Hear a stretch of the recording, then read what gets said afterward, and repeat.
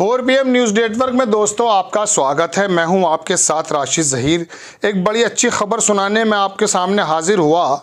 गोदी मीडिया मोदी जी को 400 सीट जिताने में इतना ज़्यादा मुनहमिक हो गई कि उसको यही नहीं पता चला कि भारत में 545 सीटें हैं या 582 सीट। टोटल जो लेखा जोखा दे दिया, 400 तो नहीं दे पाए, मजबूरी थी, क्या करें। टारगेट तो यही मिला था कि 400 बताओ किसी प्रकार से, लेकिन चूंकि पढ़े लिखे होते, काबिल आदमी होते, जाहिल ना होते, तो गोदी मीडिया के ये एंकर जो चीखते हैं ये आपको कम से कम अंकगणित का जो आंकड़ा है वो तो सही दे देते। मैं आपको एक स्क्रीन पर तस्वीर दिखाता हूँ। इसमें जी न्यूज़ ने पोल्स ऑफ पोल, इसने मालूम है क्या किया है, इसने 391 सीटें दे दी एनडीए को। चलो 400 में से 9 ही कम दी हैं, थोड़ा माफ़ कर देंगे मोदी जी ने। और इंडिया को दे दी 101 और अदर को दे दी 60। कोई बुराई थोड़ी है। सबसे नीचे देख रहे हैं आप स्क्रीन पर, फुल स्क्रीन पर लगा रखा है मैंने ये। अब 391 और 101 कितने हो गए जनाब, बताइए भाई। 391 और 101 हो गए 491 और 491, 492 और 60 कितने हो गए साहब, बताइए। 545 से ज़्यादा हो गए या कम। अब आप इसको, एक बड़े पत्रकार हैं, उन्होंने किस प्रकार से लिखा है कि कैसे कैसे टीवी चैनल के सर्वेक्षण हैं, इन्होंने सेफोलॉजी का मजाक का पात्र बना दिया। लोकसभा की टोटल सीटें 543, ठीक। ईटीजी के सर्वेक्षण के नतीजे 384 प्लस 118 प्लस 82 यानी कि 584 हैं। ईटीजी ने तो दे दिए हैं जनाब 384 प्लस 118 और प्लस 82, 584 तो इसने कर दिए हैं। 543 और 2 जो टेरिटरी की हैं वो अलग। जनता की बात से सर्वेक्षण का नतीजा निकला है, जन की बात ने 391, 113 और 82, 586 सीट कर दी जन की बात ने। जन की बात अलग है।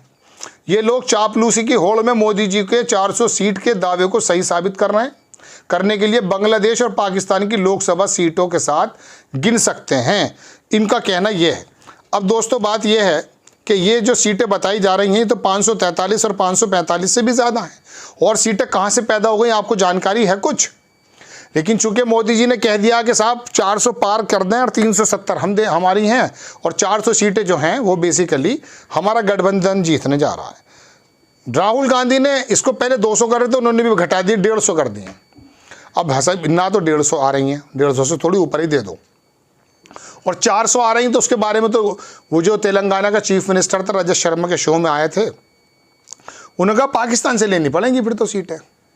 लेकिन परसेप्शन ऐसा बनाया जा रहा है कि ईवीएम में, वीवीपैट में, ब्यूरोक्रेसी में कोई भी कुछ ऊपर नीचे हो, जैसा कि आरोप लगते हैं, तो कह देंगे नहीं यार 400 सीटें आ सकती हैं। एक बड़ा अच्छा पत्रकार थे, बड़े किसी ज़माने में मोदी जी का भी इंटरव्यू किया था, एक टीवी पर बैठे हुए कह रहे थे कि ये 370 ने बुराई के 303 भी तो आई हैं, 370 भी आ जाएंगी। बड़ा अच्छा पत्रकार, लेकिन भारतीय जनता पार्टी पे किताब भी लिख चुका। लेकिन मेरे समझ में ये नहीं आया कि चाटुकारिता के इतनी ज़्यादा धरातल में डूब गया भाई मेरा।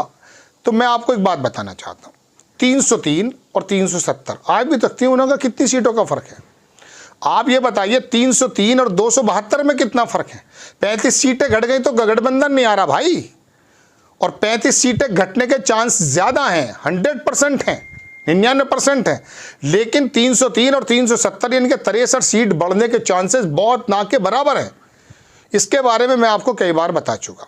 सपोज कीजिए साउथ की 150 सीटें हैं, उस सीट में कर्नाटक भी शामिल है, जिसमें आपको याद होगा कि 28 में से 28 सीटें 27 आ गई थी, 26 आ गई थी। अब की बार कर्नाटक के बारे में सर्वे ये बताया जा रहा है, ये 150 में से 29 से 37 सीटें बेसिकली पिछली बार भारतीय जनता पार्टी के गठबंधन को थी। अब इसमें कर्नाटक भी शामिल है। कर्नाटक के तमाम सर्वे, गोदी मीडिया के सर्वे बता रहे हैं कि घट रही हैं। 15 सीट भी अगर घट गई, 12 सीट भी अगर घट गई, तो 37 में से 12 और घट गई साहब। तेलंगाना में 4 सीटें थी, वहाँ भी परेशानी, 2-3 सीटें वहाँ भी नुकसान पहुँचा रहे हैं।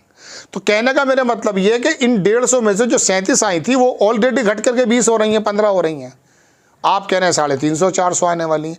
अब बाकी आ जाइए 400 सीटों पर, तो 400 आप जीत लेंगे, बट 150 सीटों को तो हिसाब मैंने ये बता दिया। अब 400 में से आप 450 जीत लेंगे फिर। अब इसमें आप बराबर पता कर लीजिए कि महाराष्ट्र में इन्हीं का सर्वे, गोदी मीडिया का सर्वे, 20 सीटें सर्वे जो है 20 सीटें गठबंधन को दे रहा है। बिहार के अंदर 15 सीटें 12 सीटें घटती हुई बताई जा रही हैं। तो अगर 20 सीटें वहाँ घट गई, 42 में से इनकी 25 रह गई, 15 घट गई और 8-10 बिहार में घट गई, और बिहार और जो है बंगाल के अंदर 5-7 घट गई, राजस्थान में भी 5-7 सीट घटी हुई बताई जा रही है। मैं कई बार आपको बता चुका, और अब तो कल तो चुनाव में 12 सीटों पर राजस्थान में, मैंने आपको पिछले एपिसोड में बताया। वहाँ 200 की सीट है, गुर्जर समाज, वहाँ पर सैनी भी अशोक गहलोत की वजह से कांग्रेस की तरफ आ रहे हैं। कई सीटों पे वहाँ फंसे हुए, 4-5 सीटें कल ही के चरण में हारने वाली लग रही है, ऐसा लगता है, लोग कहते हैं। तो ये तमाम सीटें जो घट रही हैं, उसके बावजूद भी 400 सीट नहीं आ रही, 370 नहीं आ रही, 303 नहीं आ रही। भाई 2019 में पुलवामा और दुनिया भर की चीज़, सारा देश राष्ट्रवाद की उसमें वो था, वो जो भी कुछ था, उसके बावजूद 303 सीटें आई थी जनाब। अब क्या होगा? अब तो हालात ख़राब हैं, एंटी इनकम्बेंसी है, नेता छोड़ कर भाग रहे हैं। लेकिन गोदी मीडिया ने क्या काम किया? आपको सीटें बता दी सॉरी 584।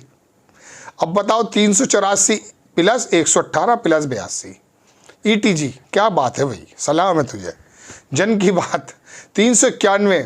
अच्छा, इनको डांट तो ना पड़े कि 400 कहा था तुमने, 391 कैसे लिखा है? अरे इनका बजट काटो, इनका फंड काटो भाई, ये हमारी बात नहीं सुनते। अरे जब हमने कह दिया तो कह दिया, बात खत्म हो गई। क्या है, ठीक है ना। तो बहरहाल दोस्तों, लोगों ने लिखा है, एक साहब ने, जनता पर महंगाई की मार, डर डर भटकते बेरोजगार, अब की बार 400 पार। किसान बनता कर्जदार, गरीब हुआ लाचार, अब की बार 400 बार। ED CBI बने हथियार, विपक्ष पहुंचा कारागार विपक्ष पहुंचा कारागार। हेमंत सोरेन को वहां पहुंचा दिया। अब हेमंत सोरेन जो है वो 14 सीटें हैं, 11 सीटें वो भारतीय जनता पार्टी को दी। तो आप सोचते हैं कि हेमंत सोरेन जो जेल में है, उनका आदिवासी नेता जिससे मुख्य धारा में लाने की ज़रूरत थी देश के पटल पर, उसको जेल में आपने डाल दिया, तो 11 आएंगी आपकी। अकल में आने वाली बात है। अगर मशीन में कोई बात है जैसा आरोप लगते हैं, मुझे तो यकीन मशीन पे होता नहीं, लेकिन VVPAT पे जो सुनवाई चल रही है, उम्मीद मुझे यह है कि शायद फैसला आ जाए। लोग तो कह रहे हैं कि हमें उम्मीद नहीं है, लेकिन मैं तो भाई सुप्रीम कोर्ट से उम्मीद करता हूँ। खैर दोस्तों, बात यह है कि सुप्रीम कोर्ट वहाँ जो भी फैसला करे तो 11 सीटें आ जाएंगी क्या वहाँ? उत्तर प्रदेश में योगी जी के जो बिरादरी के लोग हैं, ठाकुर, उन्होंने जो है लोटे में नमक डाल के शपथ ले ली है। बताओ क्या करोगे अब आप? तो दोस्तों बात यह है, लेकिन गोदी मीडिया का कहना यह है कि जनाब मैं तो ये बात करूंगी, इसके अंदर बड़ी, ये मैं कह सकता हूँ बड़ी लंबी वो है, ये क्या कहते हैं, किसी ने बनाई है ये तुकबंदी। लूट डकैती भ्रष्टाचार, चोरी करता चौकीदार, अर्थव्यवस्था और लहरदार, गिरता रुपया लगातार। गोदी मीडिया है तैयार, गोदी मीडिया है तैयार, तलवे चाटते पत्रकार। यकीन मानिए, जर्नलिज्म जब चुना था तो बड़े दिमाग में ये बातें थीं कि कुछ ऐसा करेंगे जो अपने आप को भी संतुष्टि देगा और देश के लिए भी सेवा होगी। वहाँ आके पता चला कि 37 साल पुराना रजत शर्मा तलवे चाटने को तैयार है, ऐसे आरोप लगते हैं। कोई कह रहा मोदी जी आप क्या खाते हो, कोई कहता क्या पीते हो, कोई कहता आप थकते क्यों नहीं। रूबी का लियाकत कुछ और बोल रही है, दीपक चौरसिया कुछ और बात कर, या हद हो गई। और वो शाम को आता है, क्या नाम उसका, पहले DNA करता था वो जी न्यूज़ में, क्या नाम उसका, चौधरी, अरे संदीप चौधरी नहीं, सुधीर चौधरी। तो वो आकर के दिल्ली की जनता पे बरस पड़ता है, ऐसा बैठता है करके, इनको खाने की आदत हो गई है, फ्री की चीज़ों की आदत हो गई है। अरे तो फ्री की दो ना, 5 kilo ration Modi ji free का दे रहे हैं। उनसे कुछ पूछेगा, केजरीवाल ने बेचारे ने 200 यूनिट दे दी लोगों को फ्री बिजली, उनको आग लग गई है। अब कह रहा कि उनको नगर निगम का चुनाव हार गई थी भारतीय जनता पार्टी, तो उसका मूड ख़राब हो गया। एक वो आता है, वो पहले NDTV में था, इत्तेफाक से कैसे वो पाठशाला लाता है, वो पाठशाला लेकर आता है। अभी कुछ उसका नाम मैं भूल रहा हूँ, वो NBT उसमें है, नवभारत हिंदी में। वो अमेरिका चला गया था, अमेरिका के एक होटल में चला गया। अब होटल में जिस कमरे में वो गया, उसने जो ड्रॉवर खोले, छोटी सी मेज़ थी, वो बाइबल रखी थी। उस आदमी ने, मैं बता दूं आपको, जाके देख सकते हैं, पाठशाला पे कह रहा अमेरिका के अंदर बाइबल वॉर। कोई ईसाई गया था एक कमरे में, उसकी बाइबल रखी भूल गया। इन्होंने होटलों के, उसने सारे होटलों को बता दिया कि उस होटल के दूसरे कमरे में भी नहीं बता पाया, उसी होटल के एक कमरे में थी। सारे होटलों में उसने कहा बाइबल वॉर चल रही, बाइबल। अरे बाइबल वॉर करेगी भाई। तो ये तो देखिए टेंडेंसी। अब अमेरिका वालों को अगर उसकी ज़बान का पता होता, शायद बिहार का, वो पूरब का है वो सुशांत सिन्हा, तो वो अगर तो उसे बता देते कि तू कैसे प्रोपेगेंडा कर रहा, कौन से होटल में बाइबल नज़र आई। तो ये तो आलम है इनके। मैं एक अजीबोगरीब बात बता रहा हूँ, हंसिएगा मत। ऐसा हुआ जब हम कभी ट्यूशन पढ़ा करते थे तो हमारे एक सर थे ST जैसफ, उनके रिश्तेदार बाहर से आ गए, वो अचानक बैठ गए, ऐसे ही स्टूल पे कुछ किताबें रखी थी, वो बैठ गए। उनको रे रे रे तो बाइबल है, बाइबल है। वो बाहर अंग्रेज़ था, तो बोला यार it's only paper no nothing, उस तरह से वो उन लोगों को बेचारों को बाइबल का भी नहीं पता। ये वहाँ बाइबल वार बता रहा था कि इन्होंने फैला कर रख दिया, यहाँ पर कह रहा है कि वो जो है मुसलमान कर रहे हैं। तो आप एक बात बताइए, आपको हंसी नहीं आती? अगर आप में से कुछ लोग बीजेपी के वोटर्स भी हैं जो मेरी बात सुन रहे हैं, मुझे भूल जाइए मैं कौन हूँ, लेकिन ईमानदारी से बताइए कि वो बाइबल का शोर वहाँ मचाता है, यहाँ जिहादियों का शोर मचाता है। अर्थव्यवस्था पे कितनी बात कर सकता है वो बात? ये पूरब के आए हुए पत्रकार जो बिजली जाने की वजह से कभी कभी हिंदी के अखबार सत्य कथा पढ़ के धारा परवा हिंदी बोलने लगे, अर्थव्यवस्था पे बोलते हुए नजर आया आपको दीपक चौरसिया? बोल सकता है आधा घंटा। मैं रवीश कुमार की बात भी कर रहा हूँ, चलिए बोल देंगे वो, उन्हें भी अनिंदो चक्रवर्ती को बुलाना पड़ता है भाई। हिंदी शानदार हो गई है, धारा परवा बोलते हैं, उपन्यास पढ़ा करते थे, चूंकि लाइट आती नहीं थी तो वो खेतों में भी सुबह सुबह चले जाते होंगे, वहाँ भी अखबार पढ़ देते हैं। अंग्रेजी इनकी अच्छी नहीं है, अर्थव्यवस्था का ज्ञान इनको नहीं, नासा का ज्ञान इनको नहीं, कूटनीतिक का ज्ञान इनको नहीं, बाहर चीन क्या कर रहा है इनको पता नहीं, इनको मालूम ही नहीं है।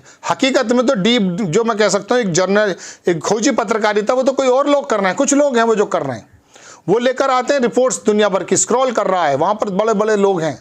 अब इलेक्ट्रल बॉन्ड को निकल कर लाया है कोई बंदा को, ये तमाम लोग हैं जो अपना आप सुनेंगे आने वाले वक्त में सीरियस जर्नलिज्म यही लोग कर रहे हैं, सनसनी पैदा कर रहे हैं ये तो। और आप भी क्या करते हैं, खाना खाते टाइम टीवी चला लेते हैं या मोबाइल देखते रहते हैं, धीरे धीरे ट्रांसफॉर्म हो रहे हैं। ट्रांसफॉर्म होने की ज़रूरत नहीं है भाई, ये जहर फैला रहे हैं। रवीश कुमार सही कह रहा था कि ये आपको दंगा ही बना रहा है टीवी, चूंकि ऑफिस में जाकर देख लो, वो सरकारी आदमी अब सरकारी आदमी नहीं बचा है, वो धार्मिक पशु बन गया। देख लीजिएगा आप, बात करके देख लो आप, दिमाग ख़राब है उसका। वहाँ पर अगर विशेष समुदाय का अगर ग्राहक आ जाता है, कंज्यूमर आ जाता है, वो इस नज़र से देखता है जैसे पाकिस्तान का बंदा आ गया है। ऐसे हालात पैदा हो गए हैं, लेकिन फिर भी सच्चाई इंसाफ ज़्यादातर लोगों में है। वो इंशाअल्लाह इस बात को आगे लेकर जाएंगे और अब हमारे संविधान को ही जो लागू है उसी की बातों को आगे लेकर जाएंगे। बहरहाल बड़ी खबर ये है कि गोदीप इंडिया ने कोई कमी नहीं रखी, कोशिश पूरी की थी, लेकिन वो थोड़े से चूँकि जाहिल थे तो बेचारे उसमें जोड़ गोड़ा भाग में थोड़े कमज़ोर हो गए। आपको खबर अगर अच्छी लगती है तो बराए करम चैनल को सब्सक्राइब कीजिएगा, शेयर भी कीजिएगा। नेक्स्ट टाइम मैं किसी खबर के साथ हाजिर होता हूँ। जय हिंद।